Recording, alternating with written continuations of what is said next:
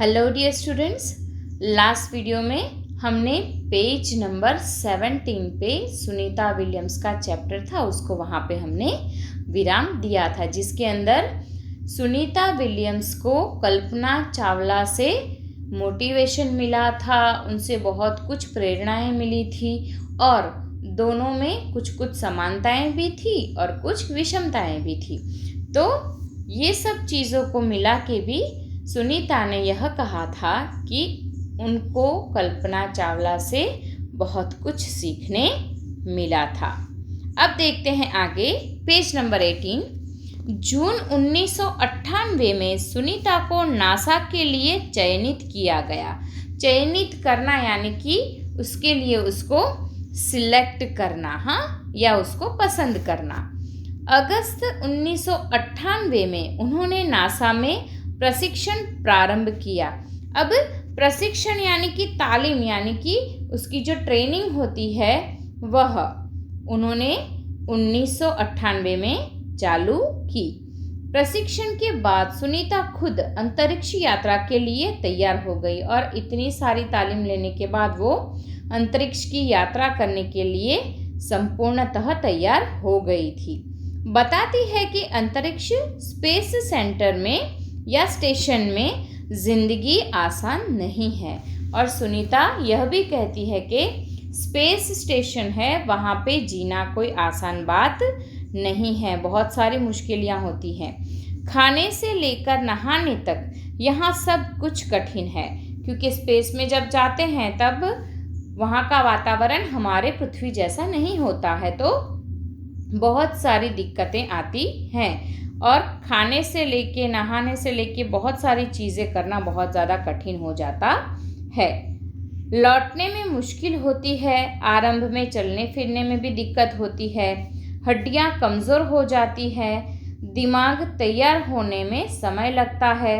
सुनीता ने खुद को अंतरिक्ष प्रशिक्षण लेकर तैयार किया था और बहुत सारी चीज़ें हैं जो हम पे असर करती है, हमारे शरीर पे असर करती है और हमारे दिमाग पे भी असर करती है। जैसे कि हड्डियां कमज़ोर हो जाती हैं, जब ऊपर स्पेस में से हम नीचे आते हैं तब चलने फिरने में भी प्रॉब्लम होती है, क्योंकि वहाँ पे वो सब बातें कम रहती है, दिमाग भी काम करने में बहुत समय लगा देता है। और सुनीता ने अपने आप को इन सारी चीज़ों के लिए तैयार किया था। वैज्ञानिक तकनीकी भरे व्याख्यान रूप में रहकर अंतरिक्ष कार्यक्रम तथा उनके यान आदि के बारे में जानकारी प्राप्त की। और सुनीता ने क्या किया, वैज्ञानिक तकनीकी यानी कि मेथड, हाँ, सारी वहाँ की सिस्टम, उससे भरे हुए व्याख्यान यानी क्या, पुस्तकें होती हैं, वो उन्होंने बहुत ज़्यादा उनके थ्रू बहुत सारी जानकारी उन्होंने प्राप्त की। उनके वैज्ञानिक के रूप में वो वहाँ पे बहुत सारे व्याख्यान पढ़े थे, वहाँ पे बहुत सारी ऐसी बुक्स थी जिससे हमको पढ़ने में पता चलता है कि अंतरिक्ष में जाने पे क्या क्या दिक्कतें आती हैं, कैसे रहना चाहिए, क्या करना चाहिए, वो सब कुछ। अंतरिक्ष कार्यक्रम तथा अनेक यान आदि के बारे में जानकारी प्राप्त की और सब चीज़ों के बारे में उन्होंने पढ़ के, कुछ सुन के, कुछ किसी से बातें करके, सब तरह की जो जानकारी थी वो उन्होंने प्राप्त की। उनके गोताखोरी में भी अनुभव होने वाले भारतहीनता से स्पेस वॉक प्रशिक्षण में सहायता प्रदान की। और गोताखोर यानी पता है ना कि दरिया के अंदर उनकी तह तक जाके जो मोतियां लेके आते हैं और बहुत अंदर तक जा सकते हैं पानी में, उसको गोताखोर कहते हैं। हाँ, तो उनसे भी सुनीता विलियम्स ने स्पेस में जाने के लिए, प्रशिक्षण के लिए उनसे भी बहुत सारे अनुभव लिए और उनसे भी बहुत सारी सहायता ली। अंतरिक्ष यात्रा के संदर्भ में बहुत सी वैज्ञानिक जानकारियाँ और मुश्किलों के बारे में जाना, और अंतरिक्ष यात्रा कितनी मुश्किल है, उसमें क्या क्या दिक्कतें आ सकती है, वो सब चीज़ के बारे में उन्होंने बहुत ही बारीकी से जाना। वे अंतरिक्ष के संभावित खतरों से खेलने के लिए पूर्णतः तैयार हो चुकी थी। और फाइनली वो इन सब चीज़ों को फेस करने के लिए अंतरिक्ष में तैयार हो चुकी थी। सुनीता पूरी तैयारी के लिए 9 दिन पानी के अंदर भी रही और एक ऐसी भी प्रैक्टिस आती है उनकी, ऐसी भी तालीम आती है जिसके अंदर सुनीता विलियम्स ने 9 दिन रात पानी के अंदर गुजारे।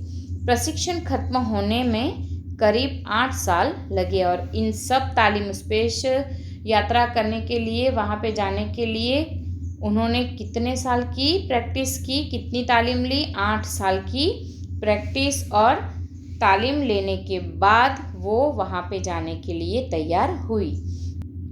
डिस्कवरी अभियान फ्लोरिडा से केनेडी स्पेस सेंटर से फ्लाइट इंजीनियर के तौर पर डिस्कवरी मिशन में शामिल होने के बाद 10 दिसंबर 2007 अटलांटिस अंतरिक्ष यान से सुनीता स्पेस स्टेशन पहुंची और इतने सालों की प्रैक्टिस के बाद वो 2007 10 दिसंबर को अंतरिक्ष स्पेस सेंटर में पहुंची।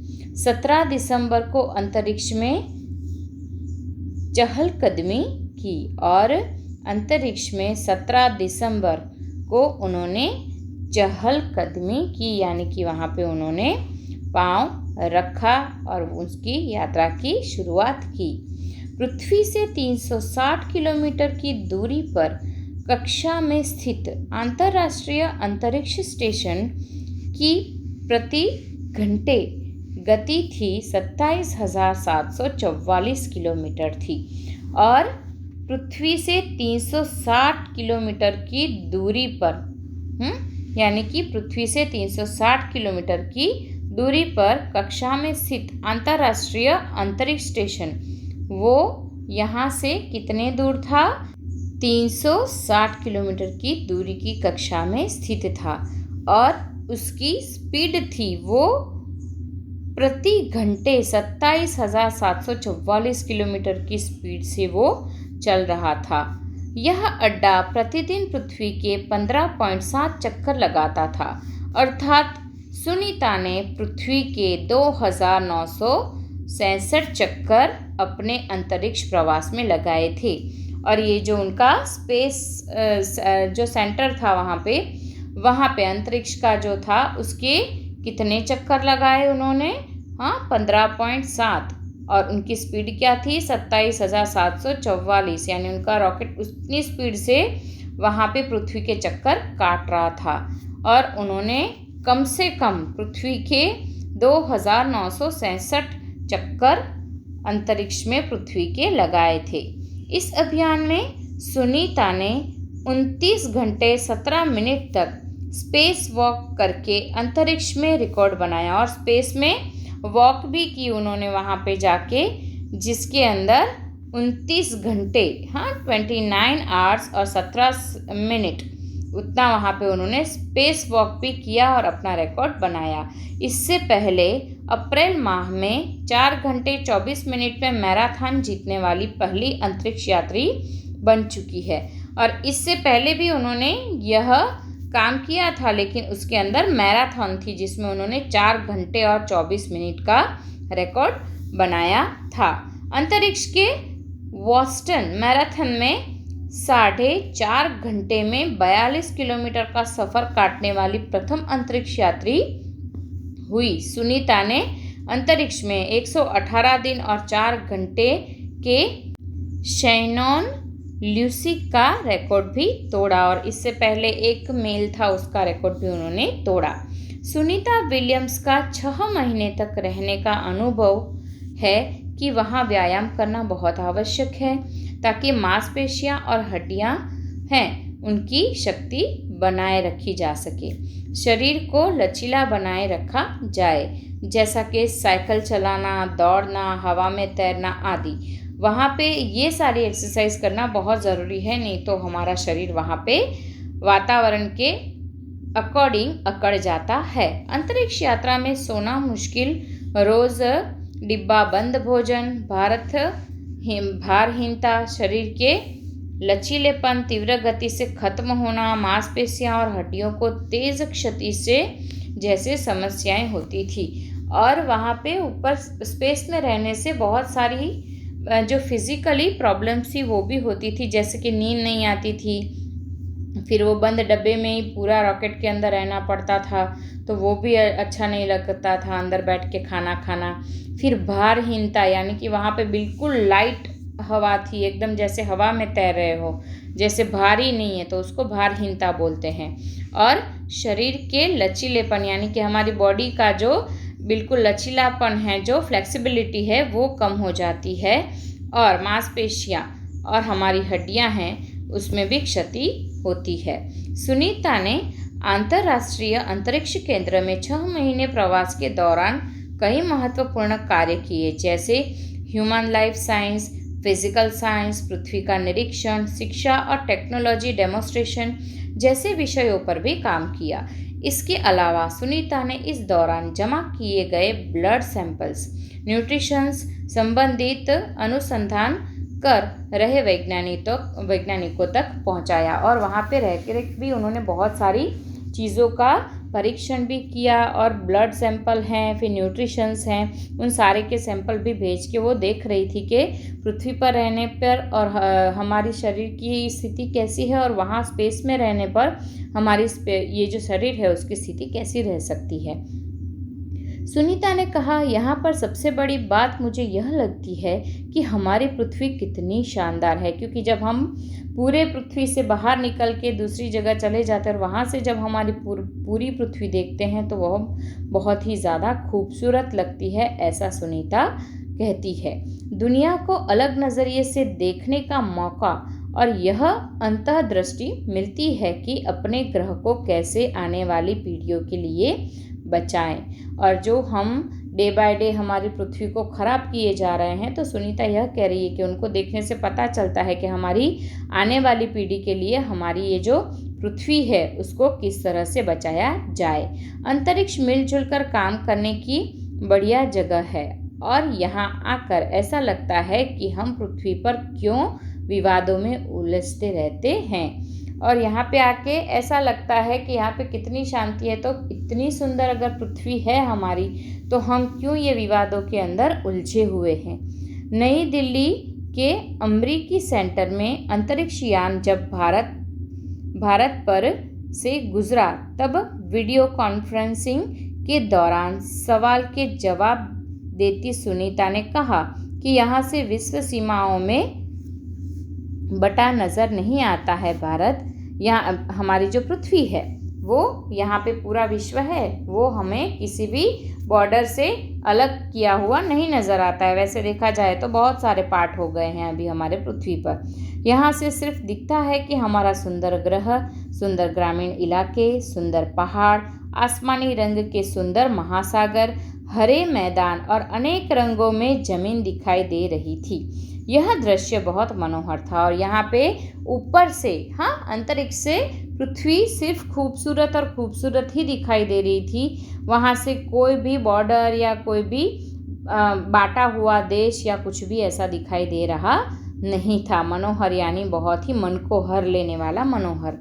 19 जून 2007 को स्पेस शटल अटलांटिस सुनीता समेत 7 अंतरिक्ष यात्रियों को लेकर धरती की ओर रवाना हुआ, और 19 जून को 2007 को वहाँ से वो पृथ्वी पर आने के लिए रवाना हुए। पूरा विश्व सुनीता की सकुशल वापसी के लिए प्रार्थना कर रहा था, और पूरा विश्व है वो सुनीता और उनके साथियों की वापसी यानी कि वापस आने की सकुशल, यानी कि वो लोग एकदम बिना किसी प्रॉब्लम के पृथ्वी पर वापस आ जाए, ऐसी प्रार्थना कर रहे थे। और फिर 194 इतने दिन और 18 घंटे और 58 मिनट अंतरिक्ष में बिताकर रिकॉर्ड बनाकर सुनीता की वापसी 22 जून 2007 को हुई। जिसकी स्पीड ही इतनी खतरनाक थी कि 27,744 किलोमीटर प्रति घंटे चल रही थी। फिर भी उनको 19, 20, 21 और 22 यानी 4 दिन उनको आने में लगे। तो सोचो कि वो हमसे कितना दूर होगा। सुनीता के आश्चर्यजनक कार्य से भारतीय और गुजरातियों का सर ऊंचा हो गया। हम कह सकते हैं कि यदि नारी को सर्वोच्च स्थान पर बिठाना है तो सुनीता की तरह साहसी और महत्वाकांक्षी बनना होगा।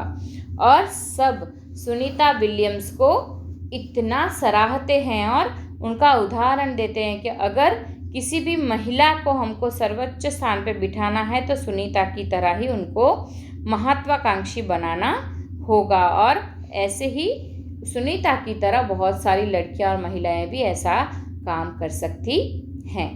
तो विद्यार्थी मित्रों, हमने ये पाठ 2 भाग में पढ़ा, लेकिन मुझे आशा है कि आपको ये पूरा पाठ अच्छे से समझ में आ गया होगा। लेकिन आपको 1-2 बार और इसको टेक्स्ट बुक में रीड करना है, क्योंकि इस बार हमने ऐसे यानी कि निबंध लेखन के अंदर एक पॉइंट है वो सुनीता विलियम्स का भी हमने एक डिसाइड किया है, जिसका निबंध आपको खुद ही लिखना है और अपने हिसाब से ही इस चैप्टर में से लेके बनाना है।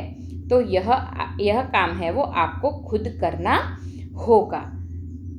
डियर स्टूडेंट्स, आई होप कि आपको ये पाठ है वो अच्छे से समझ में आ गया होगा। इसका ग्रामर पोर्शन है वो मैं एक वीडियो अलग से लूँगी, जिसके अंदर सारा ग्रामर मैं एक साथ समझा दूँगी, तो वो हम अभी नहीं ले रहे हैं। लेकिन मुहावरे हैं और शब्दार्थ हैं, शब्दार्थ नहीं लिखेंगे तो चलेगा, लेकिन मुहावरे आपको अपनी CW में लिखने होंगे और लर्न भी करने होंगे। Thank you very much.